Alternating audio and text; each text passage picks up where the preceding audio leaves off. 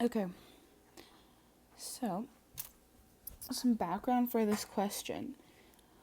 I'm not totally an expert on this stuff, but basically, atoms, that they have like, you've seen this, and then the electrons exist on the outside. They have like. You know, um, Electrons can't just exist in like in between these ring states, right?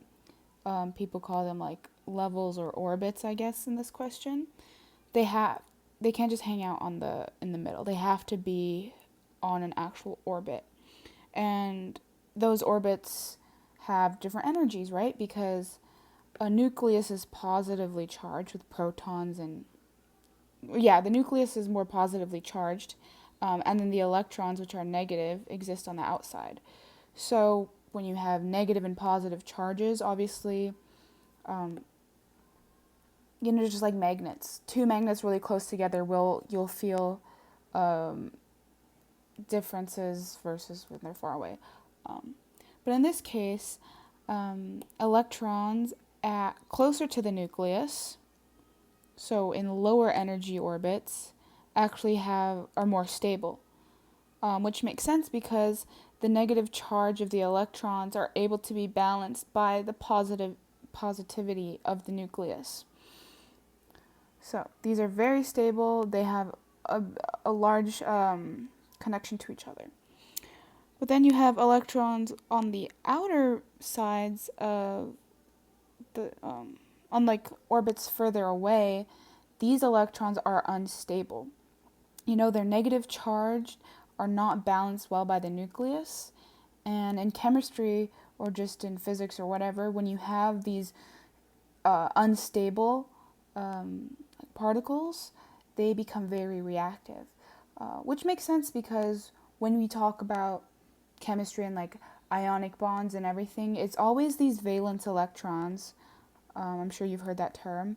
The valence, the most outer electrons that are going to be doing the reactivity, because everything else is pretty stabilized within either their full valence shells or just stabilized by the nucleus. So,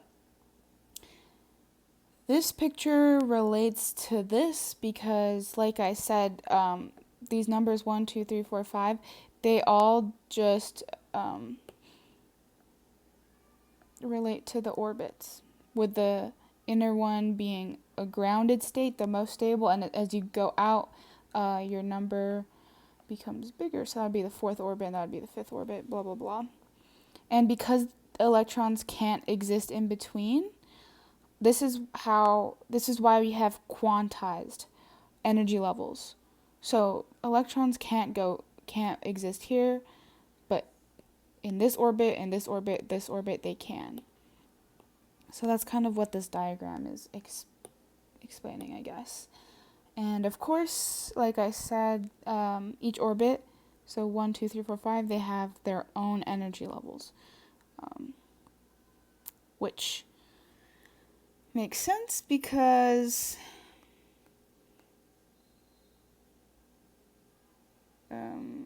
yeah, sorry. So again, I don't know if I'm really explaining you that correctly, but yeah, just know that electrons exist on different orbits, and these different orbits have different energies. There, that's all you need to know.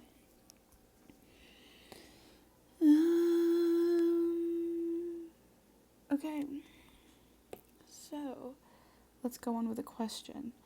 The question wants us to calculate the lowest and highest energies of light produced by transitions. What is that? So, lowest and highest energies. Remember how I said electrons have energy, and basically they're able to jump from one orbit to the other. So when electrons jump, let's say from here to here, or they can jump down, those are called transitions, okay? And in order for an electron to jump up, they have to absorb energy. Because they need energy in order to like go up a level, right? But if an electron were to come down, they would release energy. And then you would see that in like color or something, some type of energy, you would see that. So yeah, you need energy to jump up, and then you release energy when they jump down. So again, I don't really know the theory behind that stuff, but that's basically the principle of it. And so our question wants to know, we know that the jumping of electrons are called transitions. So which specific transition from 1, 2, 3, 4, 5 will give us the lowest amount of energy produced? That's also a good word. And which will give us the highest energy produced. So if we're producing energy, we know that we are going to be dealing with electrons coming down, right? Because if electron jumps into lower energy, it releases energy, it produces energy, okay? So let's kind of look at the little graph and see what we work with. So first of all, the lowest energy, I think you kind of just look at the distance between all the orbits. And the lowest one is kind of, you can see between 5 and 4. Because, if that electron goes from here to here, that's like such a small distance. You won't release as much energy versus if you were going, let's say, from here to here, which is like obviously bigger. So, yeah. So the lowest one, noted, and then the highest energy transition looks like it would be from this level all the way to the ground state. So our lowest transition would be going from 5 to 4, and our highest transition would be going from this to 1, which we call 1 our ground state.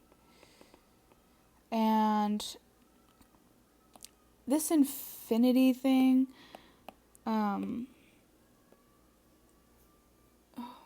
on.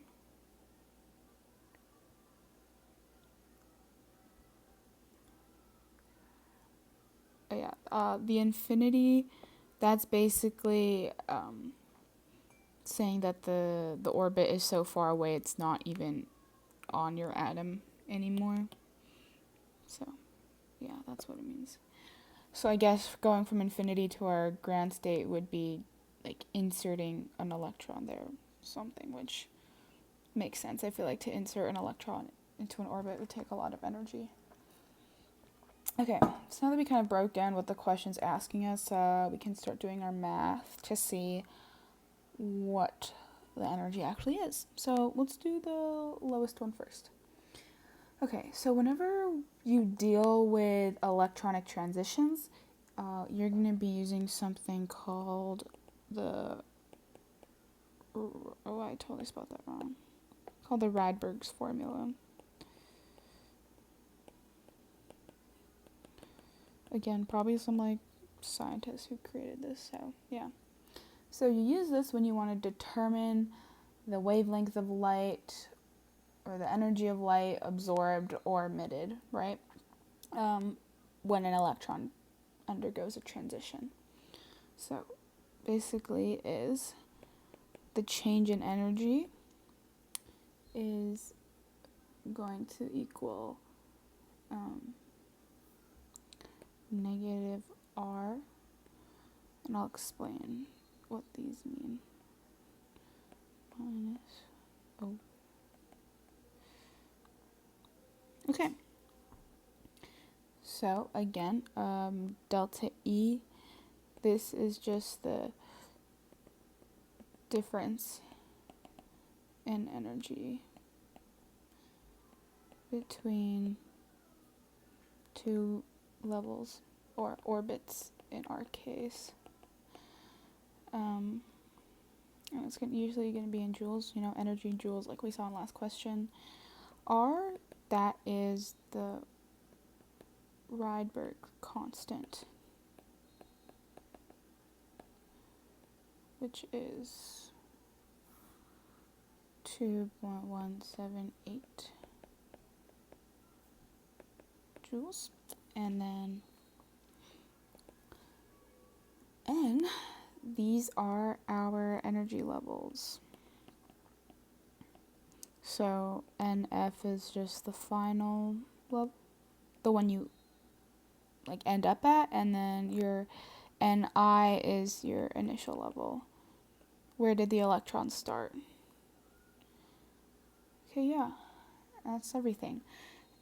And sometimes you'll see times Z squared, where Z is just the atomic number of which element you're using, but we're using hydrogen, so that's just atomic number 1, so times 1 squared doesn't do anything.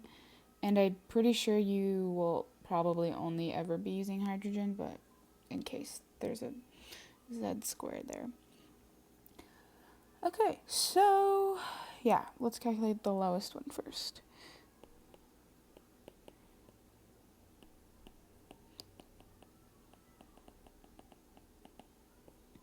And we said that was going from 5 to 4.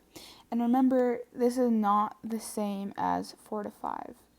Because if we went from 4 to 5, we would be absorbing energy, because the electron needs energy in order to promote it to a higher state.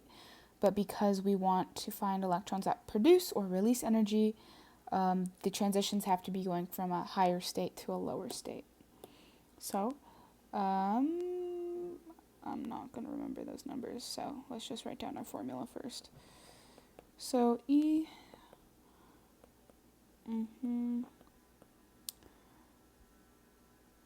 okay, sorry. This is from 5 to 4. And then when N equals 5, what number did they give us? Negative 8.72.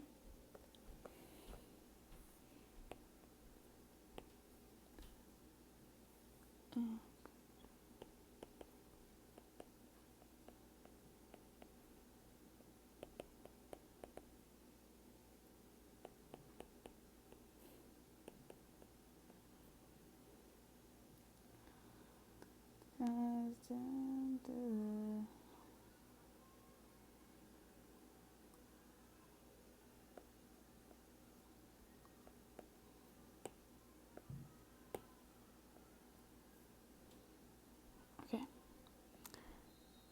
So good. Now we can start plugging in stuff.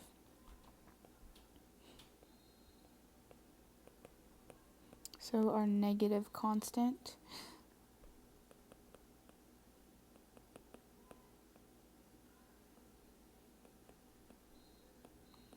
one over what was our final state? It would be 4 squared minus our initial state was 5. Okay, and we really only have one unit to deal with, which is joules, which is good because we're dealing with energy. Okay.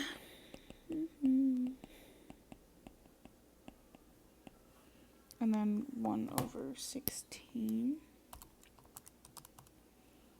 minus 1 over 25.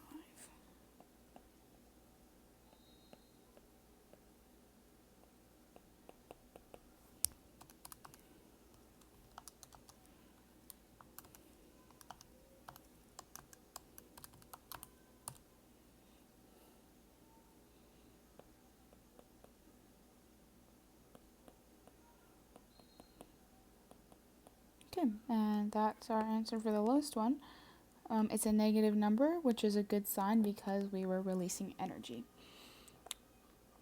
Okay, now let's calculate the highest energy. transition. And we said that was going from infinity to the first one. So, when the electron is so far away, its energy is 0 joules. And in our ground state, it is this.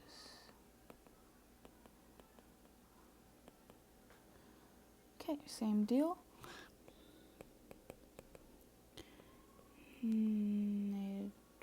Yeah.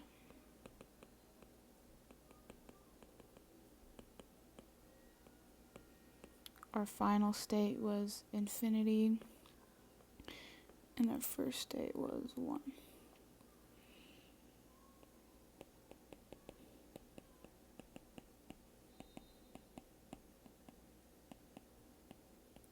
Okay, now 1 over infinity, you can't really type that in your calculator, but that is essentially 0, because here, let's say like 1 over 1, that's 1. 1 over 10 is 0.1. 1 over 100 is 0.01. Yeah. So as the denominator increases in size, your answer will get smaller, right? Because if you have 1 cookie and you have to spread it amongst 20 people, they're going to get way less cookie than just splitting it with one other person, right? So if you have infinity things to divide by, that's just, infinity is like such a huge thing that it reduces to 0, which makes sense, you know, if you have a cookie and you have to split it with infinite people, like, do you know what I mean? So yeah, that's what that is.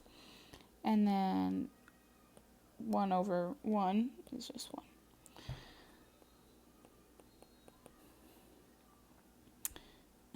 Which equals -1. So yeah, 0 minus 1 is -1, so we'll have 2.178 times 10 to the -18 joules times -1